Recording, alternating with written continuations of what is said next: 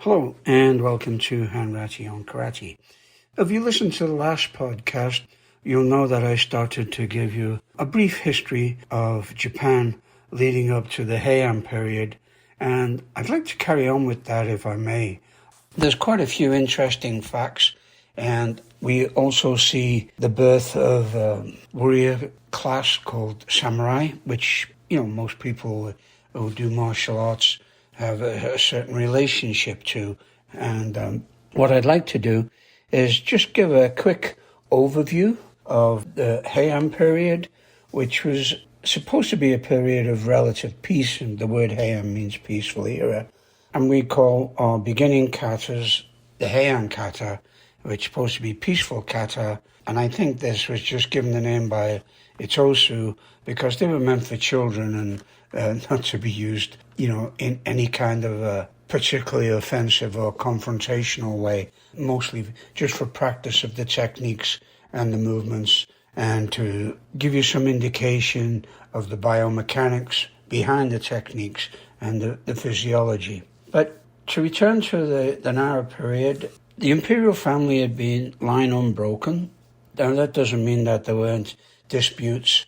Everybody agreed who should be emperor or empress. It was as long as you were from that bloodline.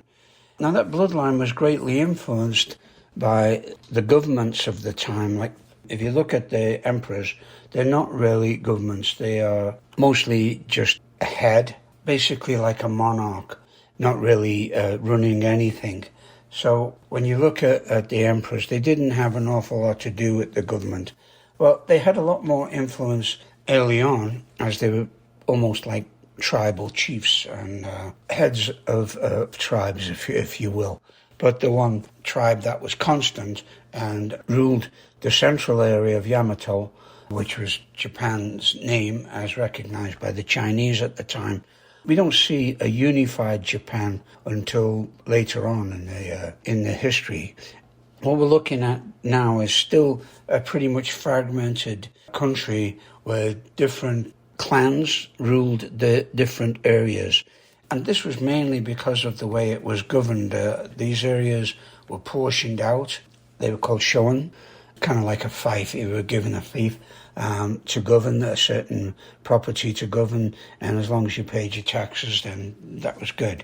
Now, everything within that piece of land and area was still subject to imperial taxes and rules, and it got quite strict under the Heian period. They formalized it. Actually, it was formalized a little bit earlier than that with the formation of the Rich-Ru, which was a system of 12 caps levels and rules that were instituted earlier.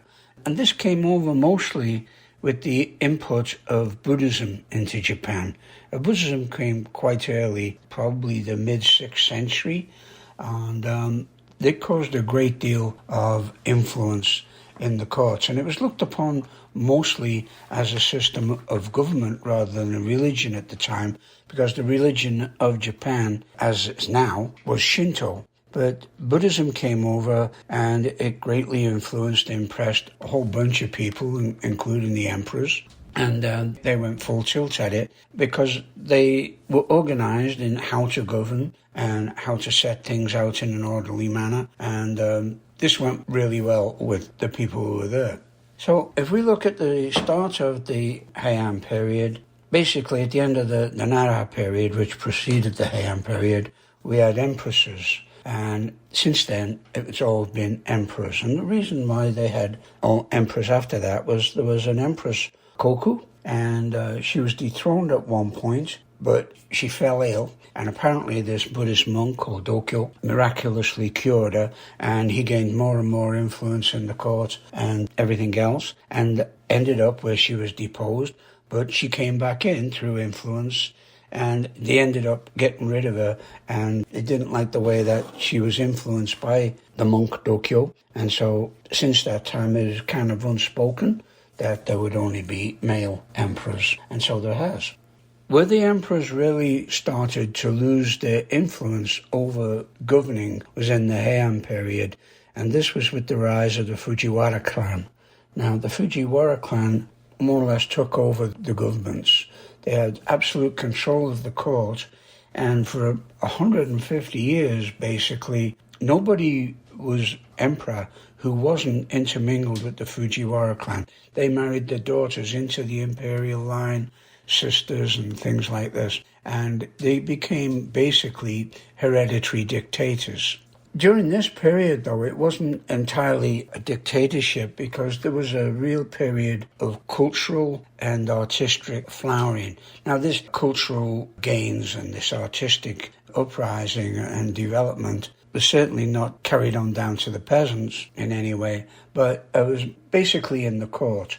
Now, up to that time, the Japanese had written in Chinese ideograms, kanji, but they started to be supplemented by a system called kana, which is a type of phonetic Japanese script, katakana.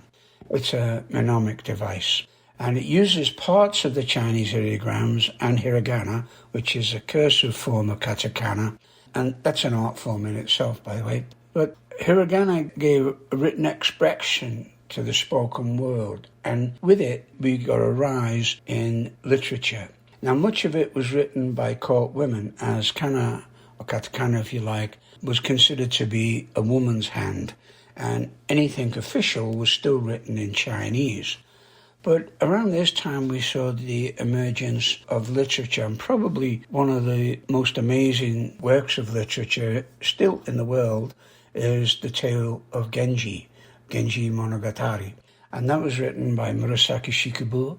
And then there was another one called The Gossamer Years, Kagero Niki, and that was by the mother of Michizuna. And we also have one book, a famous book called The Pillow Book by Seisho Nagaga. The Tale of the Genji is really interesting. It's quite a long book. It's probably a couple of volumes. And the other book, The Pillow Book, became very, very popular. And you'd often get Chinese now writing travelogues as they travel on a daily basis.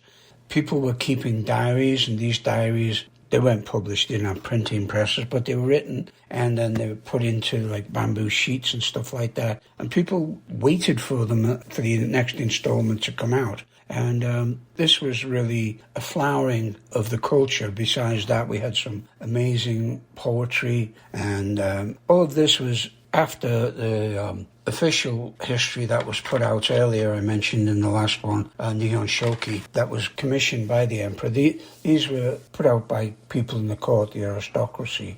We also had the rise of the military class in the Heian period. Military conscription had been controlled by military affairs under the early courts. It was taken out.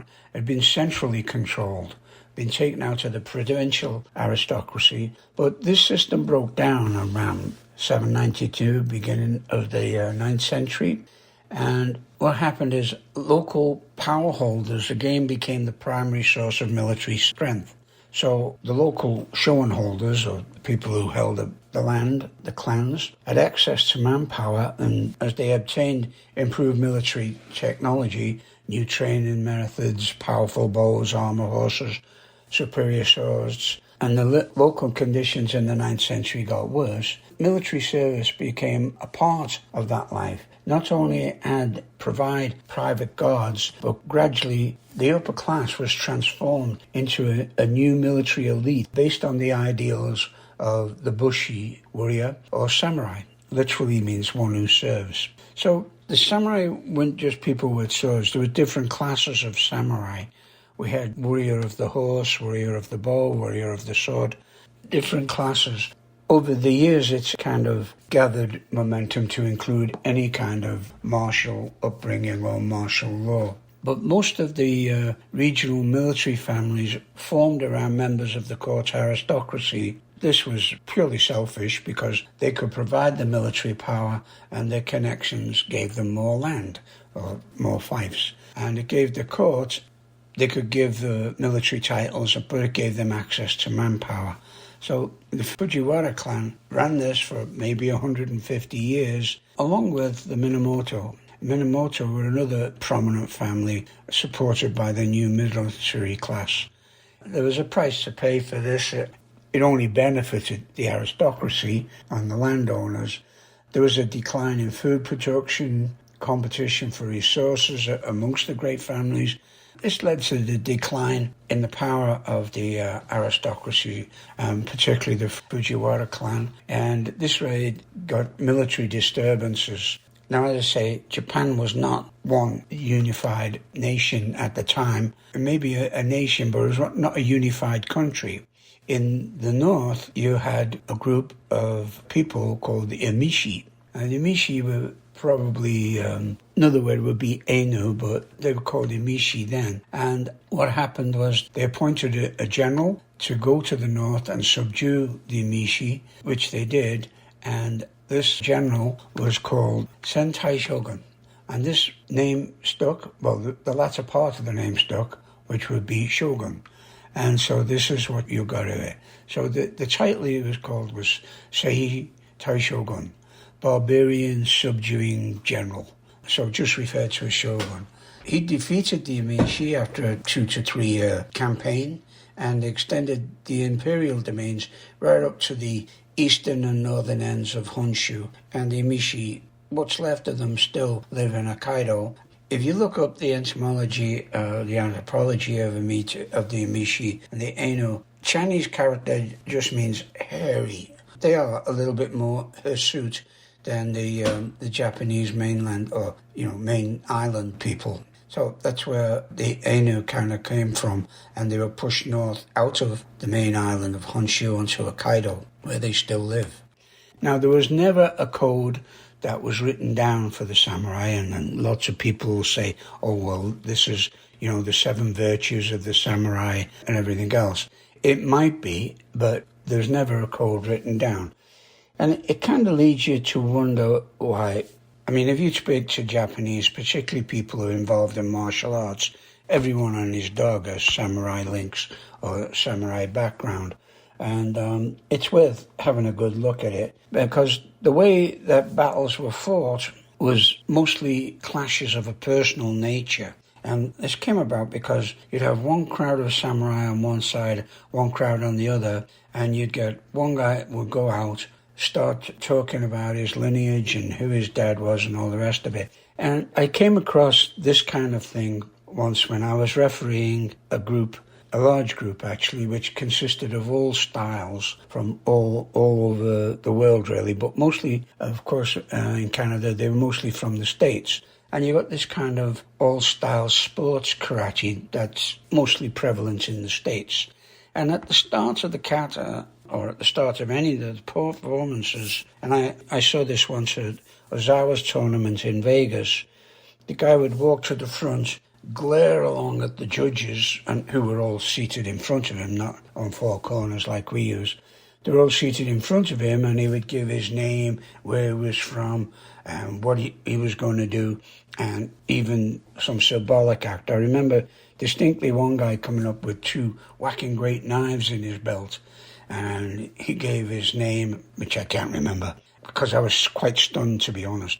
He gave his name and his club and the state he was from and who his dad was, and then he pulls one knife out of his belt and he says, I will be performing such and such a form with my knife, and this other knife represents my fallen enemy. And he just drops it on the floor in front of the judges, goes back and immediately goes through his performance, which consisted mainly of screaming his head off, jumping up and down and doing really good gymnastics. I guess it took a lot of work to do it. Whether it would work or not, I don't know. But it took a lot of work to do it, and he was sweating cobs at the end of it. But it didn't particularly impress me. Now, that was put across as Budo. Now, I'm seeing a lot of styles these days, and really prominent, well-established styles, describing themselves as doing Budo karate. Budo in itself, the word means way of the warrior, okay? Now, the way of the warrior right now is an outdated thing. The advent of modern technology, weaponry, and even diplomacy and morals and the way society works has made it obsolete, in my opinion. Now, you can do your karate how you want, and you can try and cultivate a warrior attitude, but you can't take it out in the streets.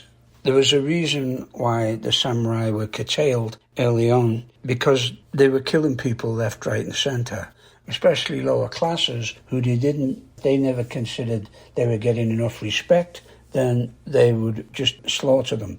There was even instances, and you can look this term up, it's called crossroad killings, where the samurai just wait at a crossroad and then test out his sword on whoever came across the crossroads. So they had to ban that, of course they did, right? So that's as outdated as this, oh, I'm a warrior kind of thing that you're thinking, that this kind of attitude, a warrior attitude. Karate, when it came in from Okinawa and went into Japan, was purely a means of self-defense. You don't have to be a warrior to defend yourself. You do have to be a warrior to attack somebody, okay? But I think what you have to do is study the Bushido Code. And as I say, it's never been formalized. It's just what certain people agree on it is supposed to be a warrior code. And this is morality and adherence to law, and everything else is in there. And there's a great deal of culture built in to the warrior code as it's written down in different things. There's a general consensus that it's not just for chopping people up, okay? But I digress. Anyway, we went on from the Heian period to the Kimura period in Japanese history. So if you get a chance, then there's several books on Japanese history, and Buddhism makes a great influence on the culture of Japan and the people in Japan. Previous to, I would say, about the 8th century, beginning of the 8th century, each emperor moved the court to wherever he wanted.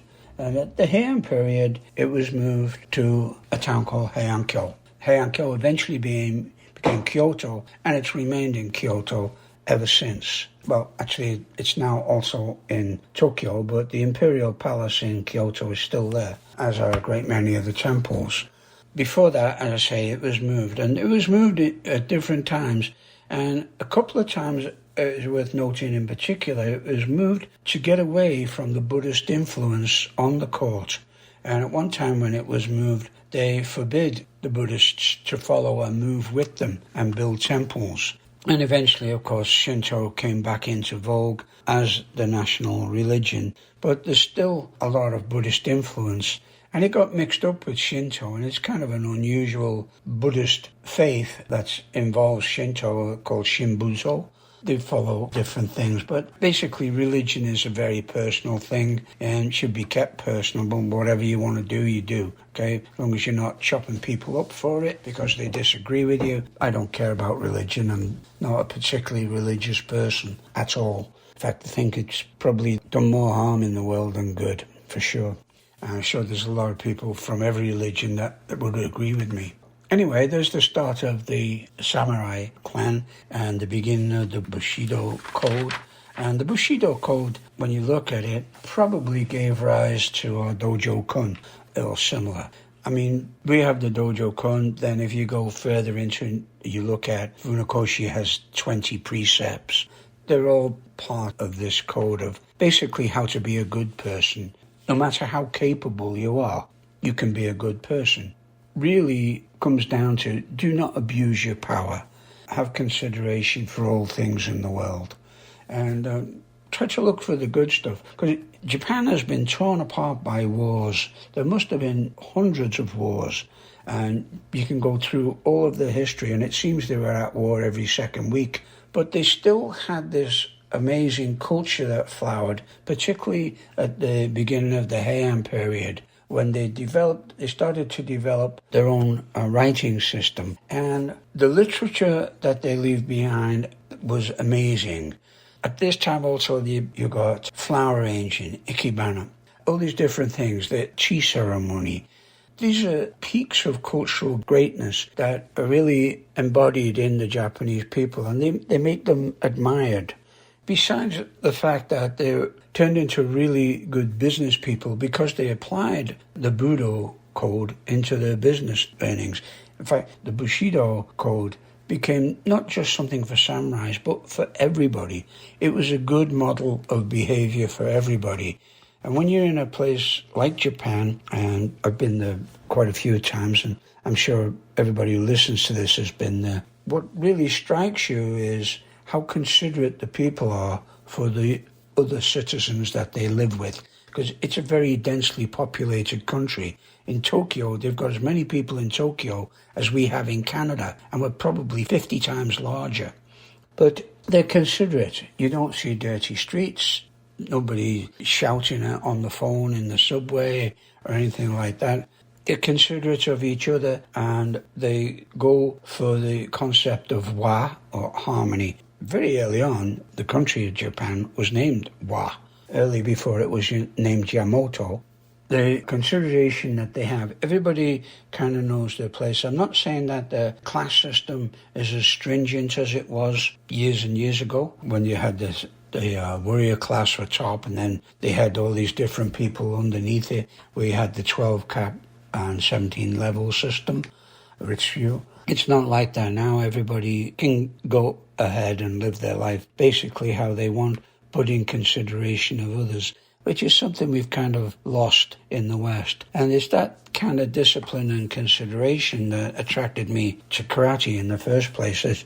It carries on in all of the little rituals, if you will, that we perform when we go into different dojos. Maybe you don't, but I always do. We definitely have a Kohai Senpai system in my club. So there's seniors, and there's a proper respect for people who are senior to you, and there's a proper respect going downwards from people who are junior to you. You mentor them, you bring them along, you correct them in the right way. This is another throwback to the code of Bushido, what it should have been. It wasn't always like that. Took time, took a lot of strife, bloodshed, wars, but eventually they worked it out, and it's a good thing, all right? But as I say, it's outdated, but the very essence of it isn't outdated. The essence of it was to do the right thing, to go the right way. Karate Do, it's our way, the way of karate, and it's the right way. But you've got to do it right. There isn't a wrong way. There's a wrong way to do it, of course, but it's not really Karate Do. You can call it that if you want to, but if you're not doing it the right way, to me, it's not. Anyway, if you have any comments or questions, let me know. Look up the history of Japan. It's interesting as hell, and you really get a lot of it. And you get a good idea of the Japanese people, the way they live, their whole attitude to life.